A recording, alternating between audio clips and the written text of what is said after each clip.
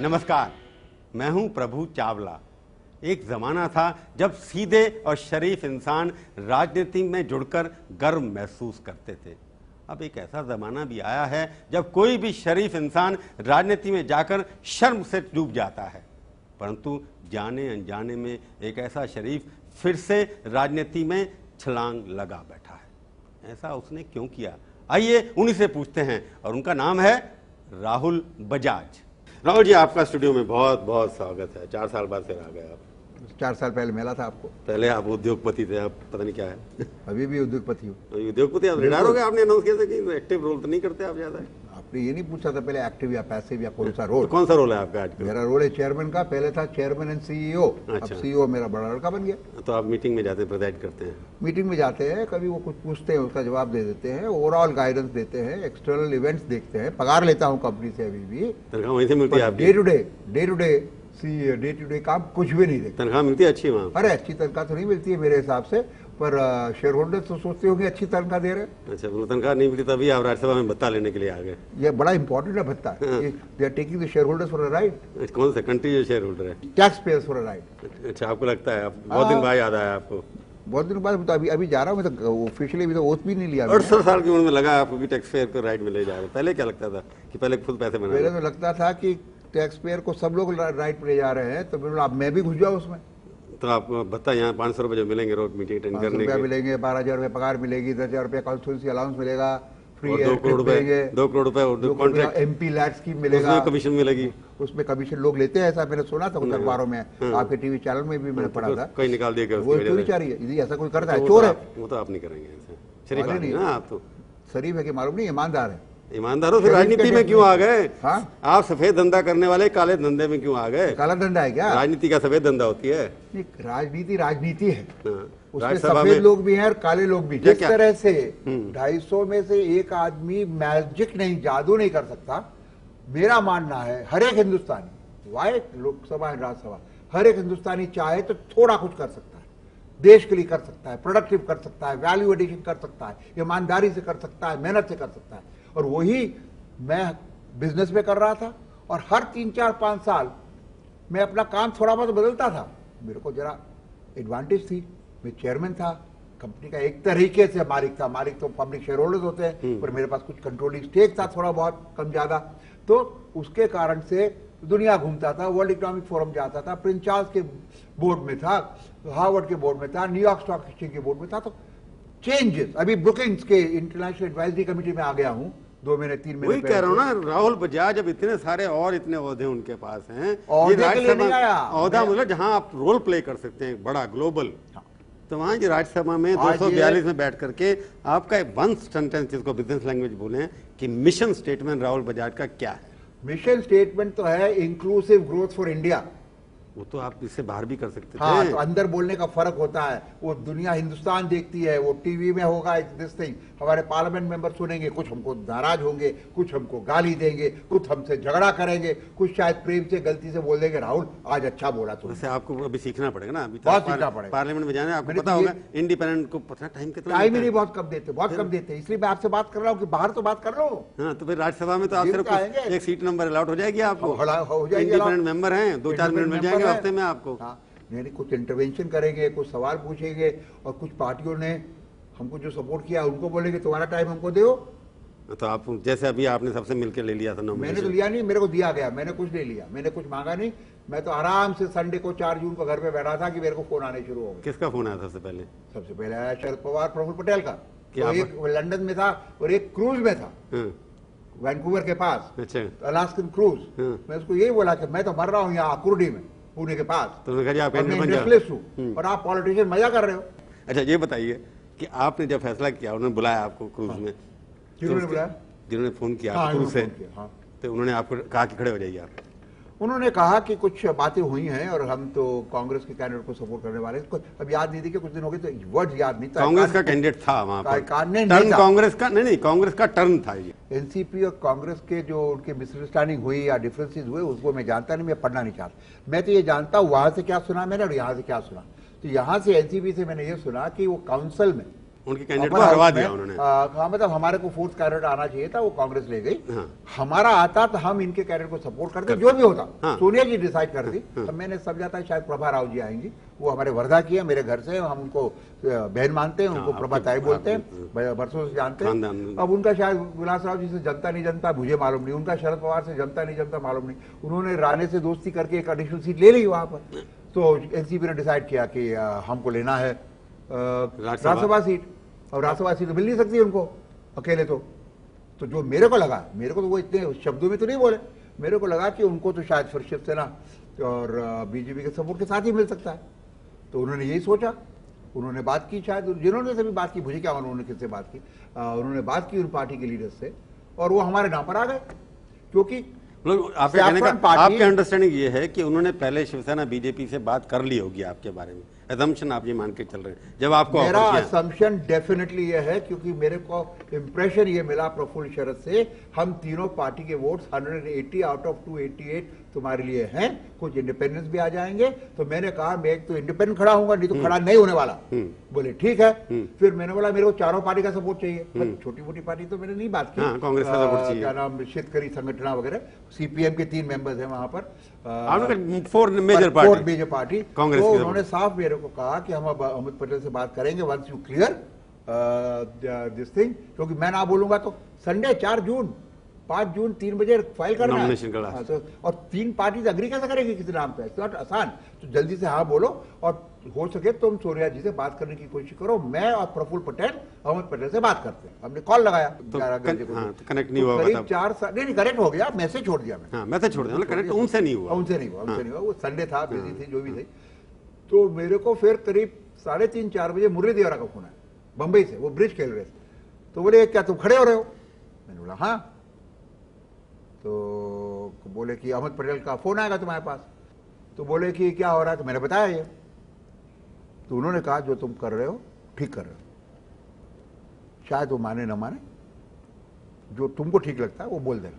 अहमद पटेल का, उन्होंने सोनिया जी का बात नहीं किया, अहमद पटेल का फोन तो 15 मिनट में। उन्होंने आपका जो कर रहे हो ठीक करो ये कहा, पर आप अपनी बात बोल देना। पर वो पर्सन टू पर्सन था, फ्रेंड टू फ्रेंड था, वो पॉलिटिकल पार्टी का दोस्त हैं आपके, वो कांग्रेस की बात नहीं थी, कोई दोस्त मुरली देवरा, राहुल बजाज की। He was giving me advice, I was asking for he was giving advice. फिर अहमद जी का फोन आ गया, वो हमको राहुल भाई बोलते हैं, हम उनको अहमद भाई बोलते हैं। तो उन्होंने किया, उन्होंने बेसिकली हमारा कैंडिडेट खड़ा हो गया, अविनाश पांडे जी। वो उसी दिन रात को हुआ, पर 3 दिन से संडे के पहले कांग्रेस ने यह अनाउंस करना शुरू कर दिया था, राज्यसभा का कैंडिडेट हम खड़ा करेंगे, इम्प्लीकेशन एनसीपी का सपोर्ट, तो हम लोग जीतेंगे, क्योंकि टर्न उन्हीं का ना। तो बोले कि अब हम, क्योंकि वो संजय निरुपम के समय में इनका था वगैरह वगैरह। तो मैंने कहा बट वो काउंसिल का क्या हुआ था? तो उन्होंने ये कहा कि भाई वो जरा सा कुछ उसमें कंफ्यूजन, गलती हो गई थी, कुछ हो गया था। I don't want to not embarrass Ahmed bhai को, I don't want to embarrass, पर कुछ हो गया था। पर हम लोग अपना कैंडिडेट खड़ा कर दिया, खड़ा होने का अनाउंसमेंट हो गया, किया तो क्या, नाम तो बताया ही नहीं था हमें को। I didn't know the name of Avinash Pandey at that time, I knew it only next morning. तो इसलिए हमको तो विड्रॉ करना मुश्किल होगा। तो मैंने बोला आप बात करिए सोनिया जी से, मेरा 70-80 साल का संबंध है पार्टी से, मेरे परिवार का संबंध, पूरा गांधी जी के जमाने, थोड़ा बहुत नाम की बात से मैंने भी कुछ 5-10 साल में सपोर्ट किया है। आप बताओ अहमद भाई, एक मैंने कुछ मांगा क्या? सेकेंड मैंने बोला अहमद भाई आप बताओ मैं इसमें गलती क्या कर रहा हूं? जो मेरा इंप्रेशन है, I don't want to again misquote anybody, मेरा इंप्रेशन है कि उन्होंने कहा तुम कुछ गलत नहीं कर रहे हो, पर हमें विड्रॉ करना मुश्किल होगा, मैं बात करता हूं सोनिया जी से। इतनी बस ब्रीफली बात हुई। फिर सोनिया जी का फोन आया, she was very gracious, very nice, talk throughout in English. उसी दिन रात को, हाँ करीब 5 बजे होगा, responding to my call, and she said I think I have been briefed by Ahmed Patel. तो वही बात हुई, रिपीट हुई। मैंने कहा कि सोनिया जी मेरा फर्स्ट चीज शरद को ये कही थी, 2 चीज, एक इंडिपेंडेंट खड़ा रहूंगा जो उन्होंने पार्टी की सपोर्ट, और दूसरा कि मेरे को आपका चाहिए, मैं कांग्रेस और आपके अगेंस्ट नहीं रहना चाहता। अब प्रॉब्लम ये हो गई है कि मैंने आपको इमीडिएटली फोन लगाया, पर आप बिजी होंगी, आपको मैसेज नहीं मिला होगा। उनको 3 बजे के पहले फाइल कराना है, फाइल कराने में 4 चीज करनी पड़ती है, वो सब मैंने डिटेल में नहीं बोला उनको। तो you know voter register certificate, affidavit चाहिए, नोटराइज चाहिए, डिस्क्लोजर चाहिए, गाड़ी भी नहीं है, 2 व्हीलर भी नहीं है, तो उनको नहीं कहा मैंने। और तो मैंने कहा I have had to give my confirmation to Praful Sharad and also to Bala Saheb and Rajnath Singh ji and Advani ji वगैरह वगैरह, तो मैंने तो बोले नहीं, तो she was not happy, she was not at all happy, I could feel that, but she was very gracious, she didn't say don't stand, I must be very clear. She did not say, Rahul ji, don't stand. But she made it very clear that it will not be possible for us, for the Congress to withdraw our candidate, which clearly meant, I can't say I didn't understand, which clearly meant that she would have been happier, or she would be happy if I had not stood. उन्होंने आपको ये भी नहीं कहा कि चुनाव मत लड़िए? बिल्कुल नहीं, आपको मना नहीं किया? बिल्कुल नहीं। पर आपने भी ऑफर नहीं किया मैं विड्रॉ कर लेता हूं? नहीं, मैंने उनको कहा, मैंने फिर जब उन्होंने ऐसा कहा, मैंने कहा Sonia ji, I am very sorry, I hope at the most it can be a friendly fight, because I have now committed and keeping in mind my self respect, I can not withdraw now myself either. तो आपने भी उनको inform कर दिया कि मैं लड़ रहा हूँ? करेक्ट। अब क्या करेंगे, मैं करूंगा बात आपसे फिर एक छोटे ब्रेक के बाद। छोटे से ब्रेक। सीधी बात में आपका एक बार फिर से स्वागत है। हम आज बातचीत कर रहे हैं राज्यसभा के नए सदस्य राहुल बजाज से। आप बता रहे थे कि सोनिया जी के साथ जब बात हुई तब तक बात बहुत बढ़ चुकी थी, आपके लिए वापस जाना बहुत मुश्किल था। ठीक बात है। तो अब आप किससे कैंडिडेट हैं? आप तो कांग्रेस के खिलाफ लड़के जीत के आए। मैं किसी के खिलाफ कांग्रेस लड़ा नहीं, पर जीत मेरे गया को है। खड़ा किया, मेरे को जो वोट मिले, क्योंकि 3 पार्टी का सपोर्ट था, मैं जीता। कांग्रेस कैंडिडेट उसके अनफॉर्चुनेटली बाद हारी, आप पर बाला साहब के पास बुके लेके भी गए? आप बिल्कुल नहीं, मैं बुके लेके नहीं गया, जीतने मैं के उनको बाद। मिलने गया, कर्टसी के लिए, धन्यवाद देने के लिए। उधर भी थे, उन्होंने इतना बड़ा बास्केट ऑफ फ्लावर मेरे को दिया। चुनाव लड़े, उसके बाद बीजेपी नेताओं से भी बात की, सोनिया जी से उसके बाद बात नहीं हुई, कांग्रेस के किसी नेता से आपकी बात नहीं हुई? जब चुनाव के दौरान और वोटिंग से पहले तो हुई होगी बात आपकी? हाँ, नॉमिनेशन भरने के बाद जैसे फोन आया इनका, वैसे उद्धव का फोन आया, उन्होंने बाला साहब से बात कराई, फिर मेरे को मैसेज आया तो कि आप अडवाणी जी से बात कर लो, राजनाथ जी से बात कर लो, उनसे बात कर ली, हमने बात कर ली सर, सबसे बात की। उसके तभी बाद तो कन्फर्मेशन गया ना। नहीं, कंफर्मेशन तो 10 तारीख को वो 11 बजे के और 3 बजे के बीच में सबसे बात हो गई होगी ना आपकी? करेक्ट। सोनिया जी के बाद फोन छोड़ने के बाद आपकी इन लोगों से बात होगी, तो आपका कैंडिडेट से सोनिया जी के बाद होने के बाद मेरी उस दिन किसी से बैलेंस बात नहीं हुई, कोई दरकार नहीं थी। संडे को कोई बात नहीं? कोई बात तो नहीं। सोनिया जी का फोन मंडे को आया इसका मतलब? नहीं, संडे को आया। संडे को ही आया। और उनसे बात होने के बाद 6 बजे करीब मैं बंबई के लिए कार से निकल गया। पर एक बात बताइए, अब आप चुन नहीं गए, तो जब आप देश की सेवा के लिए आ गए राज्यसभा के अंदर, देश की सेवा ये बड़ा गंदा शब्द है, ये लोग मानते नहीं है, लोग सोचते चोर लोग बोलते हैं कि देश की सेवा, मैं देश वेश की सेवा के लिए नहीं, कुछ आया। कॉन्ट्रीब्यूशन दे, अपने आर्थिक विकास के लिए कुछ सुझाव देने आए आर्थिक हैं, विकास के लिए, एक फोरम के ऊपर आप ग्रोथ के भाषण लिए हम देंगे। हमारे व्यूज देने को आए। मेरा कहना है, या तो आप नॉमिनेट होकर आ सकते हैं, then you are truly independent, और पैसे खर्च करके आ सकते हैं। बहुत लोग आए, वो भी मैं नहीं जानता, एक पाई खर्च किए बिना। मेरे को पूछा गया कि आप यूज हो गए, ऐसे इस तरह से लोग मेरे को यूज करें, I don't mind. Political donation तो आप देते ही हर पार्टी को। पर देते पिछले इंटरव्यू में आपने कहा था हमने कांग्रेस को बहुत दिया और बीजेपी को भी देंगे। कांग्रेस वाले नाराज हो जाएंगे, आप ऐसा बोलेंगे बहुत कम दिया, पर जो दिया चेक से दिया, रेगुलरली दिया, ओपनली दिया। बीजेपी को भी दिया, last time first time BJP को दिया, चेक से दिया, वो भी चेक से दिया, वो भी। फिर सब पार्टी को देते हैं, आप पैसा देते हैं, पार्टी नहीं, पार्टी को दिया। उतना नहीं देते जितना उनको जरूरत है, जितना दूसरे लोग देते हैं, बहुत तरीकों से देते हैं। अच्छा, वो कोई गलत नहीं है, आपको वो पता जाने। होगा क्योंकि आपकी कैटेगरी के लोग हैं, मैं जानता नहीं। वो हमारे बड़े लोग, हमारे से बड़े लोग। हाँ, तो फिर आप कह रहे पॉइंट है कि आप पैसे खर्च करके जो आते हैं, वो मेरे को आने की दरकार नहीं थी, ना इच्छा थी, उससे रेपुटेशन डाउन होती है। मेरे को रेपुटेशन डाउन करने के लिए नहीं आना था। परसेप्शन तो ये है ना कि राहुल बजाज ने पैसे दे के ही कुछ ना कुछ किया होगा। ऐसा है क्या परसेप्शन? परसेप्शन इंडस्ट्रियलिस्ट का होता है, बिल्कुल ऐसा परसेप्शन नहीं है। ऐसा इंडस्ट्री का होता है, वैसे आपका है या नहीं है मैं नहीं कह सकता, पर नहीं मैं नहीं कह, आपको लगता है जो मालूम है। आप शरद के दोस्त पुराने हैं, बहुत पुराना दोस्त, बहुत पुराने दोस्त हैं उनके। बाकी बीजेपी के साथ ज्यादा संबंध आपके थे नहीं, मेरे नहीं थे, पर अब मैं सबका दोस्त हूं। सबके दोस्त हैं। अब तो आप इंडिपेंडेंट कैंडिडेट पर सपोर्टेड बाय बीजेपी, शिवसेना। उन्होंने क्यों सपोर्ट किया? उनको तो इन तीनों के इकट्ठा लाने में आपकी मदद लेंगे? हमारी कोई मदद नहीं ली उन्होंने अभी तक। तो अभी आगे लेंगे ना। मैं कहाँ पॉलिटिक्स में हूँ, मैं पॉलिटिशियन, उन्होंने पॉलिटिक्स में क्या मदद नहीं, वो तो आपकी अपनी परिभाषा पॉलिटिक्स की बताया ना। राज्यसभा का मतलब जो कि जहां लॉ बनता हो, जहां पावर पॉलिटिक्स डिसाइड होती हो, लेजिस्लेशन पॉलिटिकल अड्डा होता है, वहां पॉलिटिकल पार्टी के लोग आते हैं ज्यादातर। बिना पॉलिटिकल पार्टी के वहाँ कुछ सेशन नहीं चल सकता। जहाँ पॉलिटिकल लोग इकट्ठे होते हैं, वहाँ जाके आप बैठेंगे तो पॉलिटिक्स ही हो जाती है। वो मुझे मालूम आपकी परिभाषा, अब आप स्कूटर की परिभाषा आप डालना, आप स्कूटर की परिभाषा राजनीति में डाल दे, दूसरी बात है। आजकल मोटरसाइकिल का जमाना आ गया। पर वो मैं बता रहा हूँ कि आप इनको कुछ इकट्ठा करने में जो देश में थर्ड फ्रंट की बात चल रही है, या एक ऐसा इकोनॉमिक एजेंडा ले, पागल कुत्ते ने काटा है कि मैं थर्ड फ्रंट बनाऊंगा? नहीं, कुछ I believe this country should be run jointly by BJP and Congress. वो करेंगे आप ये सब? अब मैं कौन हूँ करने वाला? भाई आपकी दोनों से बात हो जाती है फोन पे, सोनिया गांधी से फोन बात। इनको अनाउंस करना चाहिए कि हम 5 साल बाद लड़ेंगे। लेट कांग्रेस से ये सारा हिंदुत्व में मानते हैं, लेट देम से ये सूडो सेकुलरिज्म, पर इकोनॉमिक पॉलिसीज इन दोनों की जेन्युइनली, आज भले नहीं माने कांग्रेस क्योंकि लेफ्ट है बाहर खड़े हुए, पर इन दोनों की रिफॉर्मिस्ट है। We know Manmohan Singh ji, we know Chidambaram, we know Kamal Nath, we know Montek Ahluwalia, इन्होंने 91 में रिफॉर्म शुरू किया। आज 5 साल के लिए बोलता हूँ, रिमेनिंग 3 साल के लिए ये 2 पार्टी आ जाए, हिंदुस्तान बढ़ेगा। तो आपको तो लेफ्ट और आप बोल रहे हैं थर्ड फ्रंट, लेफ्ट वालों को निकाल देना चाहिए ना, डूब जाएगा। नहीं लेफ्ट को निकालने के लिए उनका बड़े लोग हैं वो, मैं कौन होता हूँ निकालने का बोलने वाला? मेरी पॉलिसीज लेफ्ट से डिफरेंट हैं, तो लेफ्ट वो बोलने में मेरे को शर्म आती नहीं। और वो जरूर बोलेंगे राहुल बदमाश है, चोर है, वो उनको शर्म नहीं आएगा बोलने में। पर बीजेपी और कांग्रेस ज्वाइन करे जो असंभव लगता है, तो ये देश के लिए बहुत भला होगा। They don't have to agree on their religious thing, on article 356, on Kashmir, on the temple, उसके लिए झगड़े हैं। पर इकोनॉमिक पॉलिसी 3 साल के लिए क्यों नहीं आते साथ में? देश के लिए, देश के गरीबों के लिए, देश के दलित के लिए।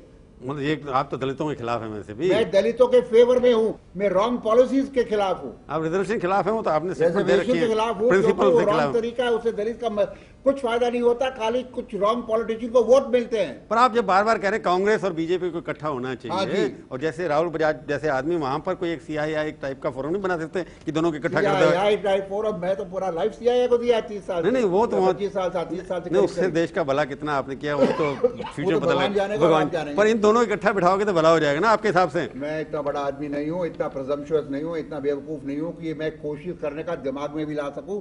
ये मेरी राजनीति में जाने का थिंकिंग है। देखो आप कहते बेवकूफ नहीं है, पर राजनीति में बेवकूफ जाते हैं लोग रहते हैं। नहीं कौन जाते हैं मेरे को पता नहीं, उसके बारे में चॉइस आपकी है, मेरी नहीं। मैं ये जानता हूँ कि इकोनॉमिक पॉलिसीज के लिए जो हम सब जानते हैं क्या चाहिए, इंफ्रास्ट्रक्चर चाहिए, पब्लिक प्राइवेट पार्टनरशिप चाहिए, लेबर पॉलिसी चाहिए, ये सब चीजों के लिए less corruption, less red tape, ये दोनों पार्टी आज पार्लियामेंट में साथ आ जाए, स्टेट्स में साथ आ जाए, ये मेरा मानना है। I am naive in politics, मैं बता रहा हूँ, आई एम नाइव, मेरे को समझ में नहीं आ रहा। लगता नहीं आपको कि मेरे को लगता है करप्शन करप्शन से जो भी है इसके वजह तो काला धन है हमेशा। बिल्कुल, उसको वाला दोनों चोर हैं। क्योंकि आप जो हैं इंडस्ट्री जिन्होंने कभी कहा कि मैंने आज तक ब्लैक में कोई काम नहीं किया, पर आपको लगता नहीं कि जब तक करप्शन यानी काला धन पॉलिटिक्स से बाहर नहीं जाएगा तब तक कुछ हो नहीं सकता इस देश के अंदर? और इसलिए मैं चाहता हूं कि 3 चीज चाहता हूं। स्टेट फंडिंग ऑफ इलेक्शन चाहता हूं, कम से कम पार्लियामेंट और असेंबली, बाकी के छोड़िए। मैं चाहता हूं जैसे जर्मनी के जैसे को terminus of parliament and assembly election, forget others, और 5 साल के पहले नहीं हूं, इस तरह से 5 साल चले, को टर्मिनस चले, स्टेट फंडिंग ऑफ इलेक्शन हो। इन चीजों से करप्शन जीरो नहीं होगा, ब्लैक मनी जीरो नहीं होगी, पर कम होगी, और रॉन्ग डिसीजन बहुत कम होंगे। हमें स्ट्रांग डिसीजन लेने चाहिए देश के फायदे के लिए। नहीं, हमारी कुर्सी नहीं रहेगी, फिर हम काम कैसे करेंगे? आज इसी तरह से डिसीजन लिए जा रहे हैं, some of the decision. Stock market में आपका विश्वास है कि नहीं है? स्टॉक मार्केट में विश्वास जरूर है। तो आप मार्केट फंड किधर से आएंगे? अभी डेट फंड के लिए हमारा स्टॉक मार्केट कमजोर है, नहीं इक्विटी फंड आ रहा है। जिस तरह से चल रहा है स्टॉक मार्केट, कभी 1000 ऊपर, कभी 2000 नीचे, वॉलेटिलिटी बहुत दिख रही है। ये क्लीन स्टॉक मार्केट है या इसमें गड़बड़? मुझे मालूम नहीं, क्वाइट फ्रैंकली। हमारा हुआ था हर्षल मेहता स्कैम, हमारा हुआ था केतन पारिक स्कैम। हर 3 साल बाद स्कैम होता है यहाँ, तो होता होगा। पिछले ये जो 3-4-6 महीने में अप एंड डाउन गया है। I am not an expert in stock market. Scam है या नहीं ऐसी कोई खबर नहीं है, ना आरबीआई बोल रहा है, ना सेबी बोल रहा है, पहले भी नहीं बोलते थे, पहले भी नहीं बोलते थे, वो मुझे मालूम नहीं है। पर है तो गड़बड़ कहीं ना कहीं। नहीं, जरूरी नहीं है। फंडामेंटल्स कंपनियों के बड़े अच्छे हैं, जीडीपी ग्रोथ रेट 8% है, इंडस्ट्री ग्रो कर रही है, इन्फ्लेशन, हाउस वाइफ बोल रही है, मेरी वाइफ बोलती है खर्चा बढ़ गया और पैसे दो। इन्फ्लेशन मैंने बोला, फाइनेंस मिनिस्टर बोलता है इन्फ्लेशन अंडर कंट्रोल, घर खर्च के लिए ज्यादा पैसा नहीं मिलेगा। नहीं, राहुल बजाज का फ्यूचर तो अभी वहाँ राज्यसभा में लगता है, वहाँ तो उन्होंने छोड़ दिया। बिल्कुल, मजा वहाँ है। I have come to learn and to enjoy. And Congress और बीजेपी को इकट्ठा करने की कोशिश करेंगे आप तो इकोनॉमिक पॉलिसी पे? इंडिया की इकोनॉमिक ग्रोथ के लिए 2% भी नहीं, आधा टका कुछ कंट्रीब्यूट करूं तो बड़ा खुश होऊंगा।